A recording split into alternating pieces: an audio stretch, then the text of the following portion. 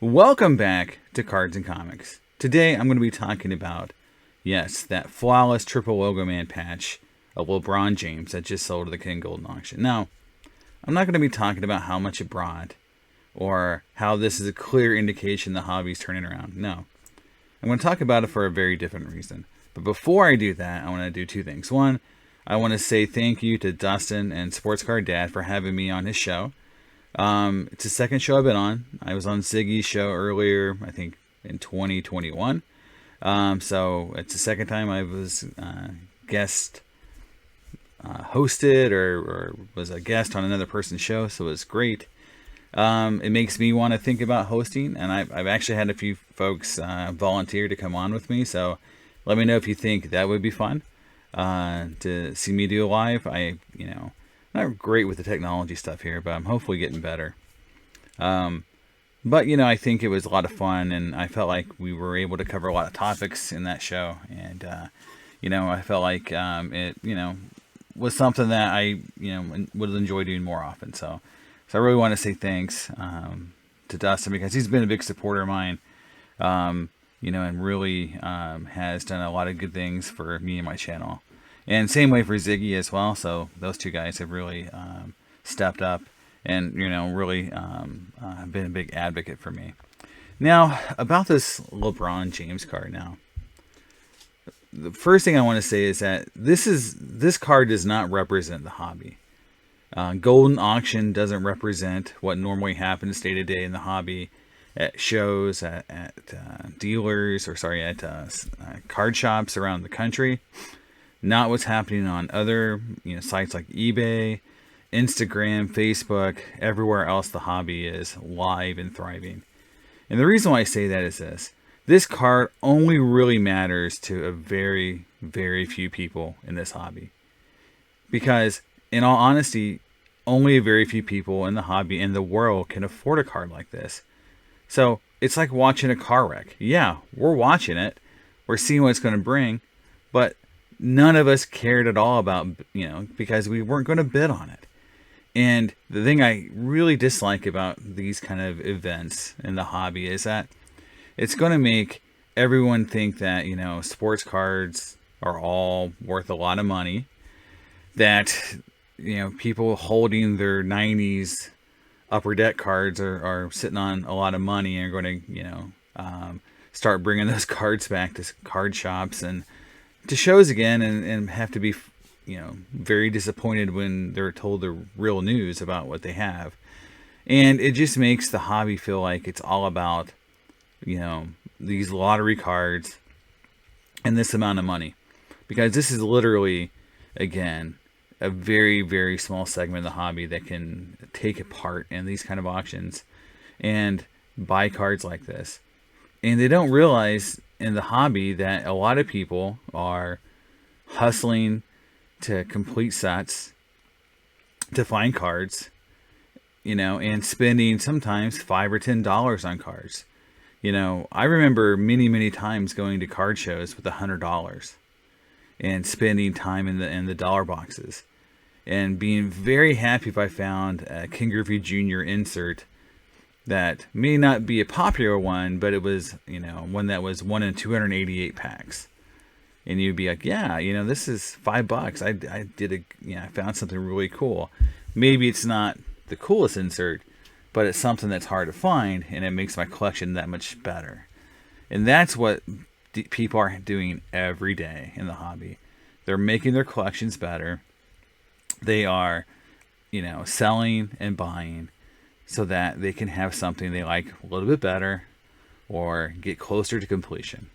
And that's not really what ever gets told in the hobby, that there's people out there, just having collections because they like the cards, or it's something that makes them, for me, it's a stress reliever.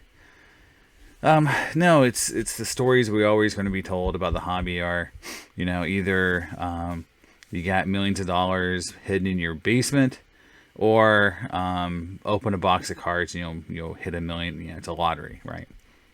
And I think that is, just such a waste of what this hobby brings to people. And I look at the videos of like trade nights at card shows now, where you got little kids and older people all mingling together and kind of coming together and having fun. That's what it's really about. And this is just one of those blips on the radar that's going to come and go and won't have any real impact, because it can't.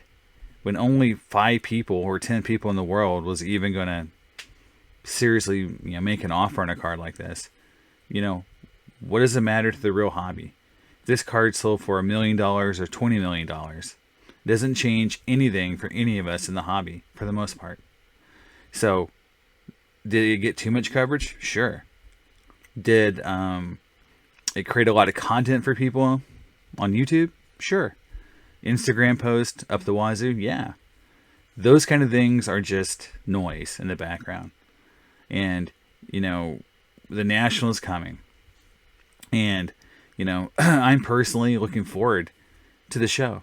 And if I go to the, National and, pricing's through the roof, there isn't any cards, on the high end that I'm looking to buy because they're either too expensive or dealers aren't willing to trade or buy, then I'm going to be sitting there with the thousands of other people going through dollar boxes and 25-cent boxes and 50-cent boxes looking for cards for my collection. I'll be looking to finish my pirate collections that, I spent this weekend already, Friday and Saturday kind of going through my pirate collections because I'm going to be doing a video about it. And I went through it. I realized that when I went on hiatus on my pirate collection around, I'd say around 2013, 2014, I'm 2 or 3 cards away from having a lot of these sets done. So why not get that done? Why not go to the National and complete some of these sets that I've been working on for, in some cases, my whole life, my whole collecting life, so to speak. And it's definitely reinvigorated my love for those cards after seeing them and being like, I'm 1 card away for this set. I'm 2 cards away from that set. I went through my Willie Stargell collection. I'm like, I'm missing the 65 Willie Stargell. That's not too tough a card to find. So that will be fun for me to look for at the show. And if it's there and I can get it, that'd be great. If not, I'll look for it on eBay. I'll look for it on other auction houses. But once I get it and I have my Willie Stargell set done, that's awesome. I'll start looking for Peachy cards and try to do that set, right? So that's why, collecting never really ends. But, that's why, I don't think the National will ever be a bust of a show for me. Because if I can't find the big stuff, I'll look for the little stuff. And I'll try to finish my sets. But those kind of things aren't really what our people like to talk about in the hobby because they're boring. They don't generate views. They don't make people create Instagram posts other than just to show off the cool stuff. And that's fine. And I do that too. You can go through my content and you'll see me posting cards I pick up because I like them. But yeah, it is kind of, in some cases, you're trying to show off a little bit. And that's fine. We should show off to each other and be like, yeah, it's a cool card. That's perfectly, reasonable. But this Logoman thing was different. This was, artificial hype to make a card that in reality is kind of ugly.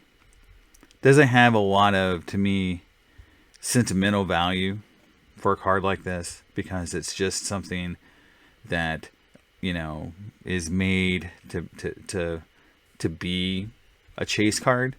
It's not organically a chase card, It's not like something that people have been waiting for decades, Maybe some have. I sure wasn't.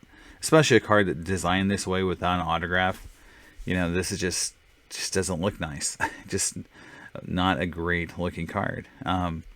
So there, that is something as hobbyists and, collectors that when, the hobby itself is characterized as either being a lottery chase or, we're all sitting on bags of money when the reality is that, the market's going down. People are tightening up how they're approaching shows. You're seeing, less trades, in terms of, big cards being swapped as much, and you're seeing dealers not paying a lot like they were, from a percentage standpoint. And those are all signs that the hobby is slowing down. So again, when I was on the show with Sports Card Dad with Dustin, I did say what I'm looking for when I go to the National is how free are card availability. Are we going to see cards there and the dealers pricing them in a way to try to sell them? Or how much are they going to give in trade and cash? So if the dealers aren't buying, if they're not willing to trade, and they got things priced like it was 8 months ago, it's going to be a tough show. If they're willing to move things, and if they realize that, hey, I'm going to make more money than I did, in 2018 on this card, so it's okay to sell it, it's going to be a lot of fun. But even if not, even if all that goes to crap, I'll be sitting in those dollar boxes, like everyone else, looking for cards, because that's the fun part.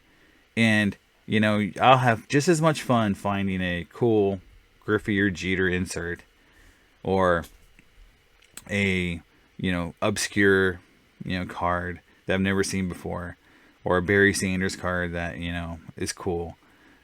That would be just as much fun, because in the end of the day, it's about, furthering the collection. I've got stuff I've started collecting, for years I've never finished. The 2012 Innovation Basketball Patch Set. I'm like 6 cards away from having that set. Just silly stuff like that. What if I go there and I find that a card in that set? That'd be great. It'd be a lot of fun. Will anyone else care if, I find the, I forget some of the players I'm missing, like Jason Kidd. A Jason Kidd patch card. I'm pretty sure I'm going to be the only one there looking for it. But that's the fun part. And I think that's what we got to take out of this, We can't let these kind of things, drive what the perception of the hobby is. We got to make sure that the fun part, the element, the helping each other, the, part where people go to shows. I remember on Blowout, there's this time where, people would create a list and look for cards for other people to try to help them in their collection. Things like that are what people don't see. They don't see the camaraderie. They don't see people hanging out together and just having fun. They think it's all about money when these kind of things come out. So that's what I want to talk about, is just, this doesn't define, the hobby or who we are and how we really operate. Again, these kind of things are just white noise in the background. And I think we should focus on making the next, big events, the shows, as good as possible. And, if you can't sell those $5,000 cards anymore, maybe there's some other cards we can sell, or maybe we can buy, that we can't, that maybe we couldn't afford before. So there's always a silver lining, no matter how the hobby goes, and I think right now things are changing. We'll all adapt, and it'll be fun again. And I think that's what's going to, I'm going to be looking forward to. So, if you're going to the National, let me know. I definitely would like to talk to anyone who wants to talk to me. If they have things they're looking for, let me know. I might have it. And, if we see each other at the show, hey, it's one way for these things to make, to pay off, for you to make the trip, pay all that money, and get something out of it right away. That'd be great. And for me as well. So let me know in the comments, and I'll see you next time on Cards and Comics. Bye.